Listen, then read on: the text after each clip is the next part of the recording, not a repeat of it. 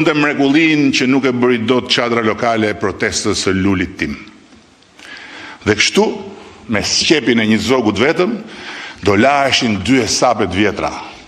Bota e madhe do ta turpronte Trumpin në betejën e Nartës, fiks 2073 vjet pas betejës së Palasës, ku Cezari turproi Pompeun, ndërsa armata shurdhuese e influencerësve, followersve, analistëve, dialistëve, opinionistëve, urrejtësve, hinse patriotik dhe mercenarëve digital të vënë dispozicion bujarisht nga armiqtë e Shqipërisë apo nga konkurrentët e saj të egër në industrinë e turizmit, do shpëtonte Shqipërinë nga unë.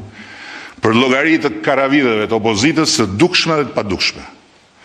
Nga llapaqorat e ballibullistat, tek blok revolucionarët e aeroportit, dhe deri tek lukëndryshkurit e vetë familjes son të madhe. Me befasinë e ngjashme me atë të një aksidenti fatal që të ndodh sa hapën mbyll syt kur ti aty, miliona njerëz që nuk dinë as ku ndodhet Zvërneci, dinin saktësisht se çfarë duhet mendonin për Zvërnecin. Jo sepse studiuan Shqipërinë, jo sepse lexuan dokumentacionin, jo sepse analizuan projektin, por sepse tek brishësia e bukur e një zogu identifikuan simbolin e një rezistence antikapitaliste, antitrumpiste, duke gjetur tek ai zog valvulën e shfryrjes së një mlefi total, ku më bukur se asnjëherë u hap edhe një kanal për mlefin kundër meje, kundër jush dhe kundër Partisë Socialiste të Shqipërisë. Ky është, sipas meje, mësimi i parë i kësaj historie. Kjo kohë e re, ku edhe një rrahje lokale bëhet përplasje globale, nuk transporton më vetëm mallra, dije, mundësi të reja apo miqësi të reja. Transporton zemrime, transporton identitete politike, fetare, sociale, transporton paragjykime, agresione dhe gënjeshtra shumë më shpejt se sa transporton faktet, arsyetimet e lëre më pastaj mirëkuptimet. Një projekt zhvillimi në Shqipëri u bë brenda pak ditësh pjesë e një lufte ideologjike që nuk ka lindur në Shqipëri dhe që në fakt nuk ka fare për objekt Shqipërinë. Shqipëria u bë zogu. Ne u gjendëm në mes të saj. Jo si autor, as si protagonist, po thjesht si skenë. Dhe kjo në vetvete është risia e kohës që ne jetojmë. Një kohë ku algoritmet urtojnë më shpejt se sa vërtetësia e lajmeve. Ku emocionet mbërrinë përpara fakteve dhe ku shumë shpesh perceptimi bëhet e vërteta, ndërsa e vërteta mbetet krejt jetime.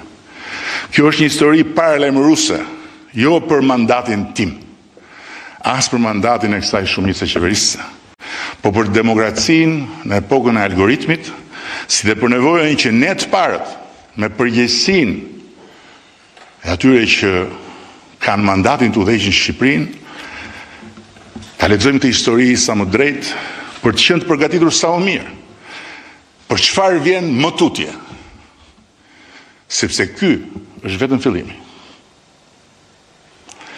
Kjo kohë ka sjellë të mekanizëm të ri në jetën tonë dhe përballë vështirësisë për të parashikuar zhvillimin e këtij mekanizmi, ne mund të bëjmë vetëm atë që bëhet kur për të kuptuar politikën sot, nganjëherë është mirë të largohesh pak prej saj dhe të hapësh librat e historisë.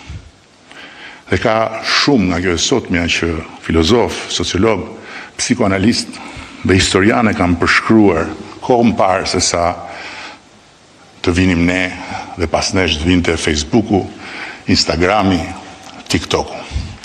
Shumë kohë përpara se bota të kishte internet. Dhe as pak çuditërisht, ata mund ta ndihmojnë sot të kuptojmë atë që po ndodh. Shumë më mirë se sa ata që sot na tregojnë gishtin, ndërkohë që gishti tregon hënën. Njëri prej atyre që nuk jetojnë në epokën e internetit, na ndihmon ta kuptojmë shumë më shpejt se sa çdo përpjekje për ta kapur në çfarë shohim rreth rrotull, mekanizmin që ushqen me kaq sukses histerinë e algoritmeve. Shumë kohë përpara, ai ka përshkruar modelin e biznesit të rrjeteve sociale në një përshkrim që ai e quan diskursi i histerikut. Shpesh kjo është keq kuptuar, sikur ai fliste për një tip njeriu. Nuk është kështu.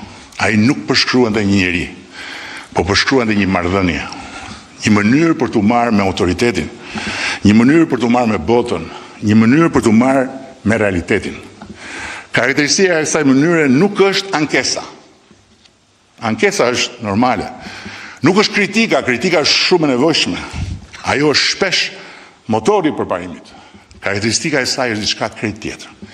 Është momenti kur ankesa pushon së qeni mjet. Dhe kur kritika bëhet identitet. Dhe kur njeriu nuk lufton më që problemi zgjidhet. Lufton që problemi të mos mbarojë kurrë. Sepse në çastin kur problemi zgjidhet, duhet gjetur menjëherë një problem tjetër. Dhe ja një shembull shumë i zakonshëm. Në një familje mungon detergjenti. Ankesa shkrejt e arsyeshme, detergjenti blihet. Por del problemi se nuk është marka e duhur. Edhe ajo ndrohet. Pastaj del problemi se u ble me vonesë. Pastaj del problemi se pse u kërkua falje. Se nuk ishte pse të kërkoj falje nëse nuk do ishte bler me vonesë. Dhe nuk do ishte bler me vonesë nëse do ishte marka e duhur.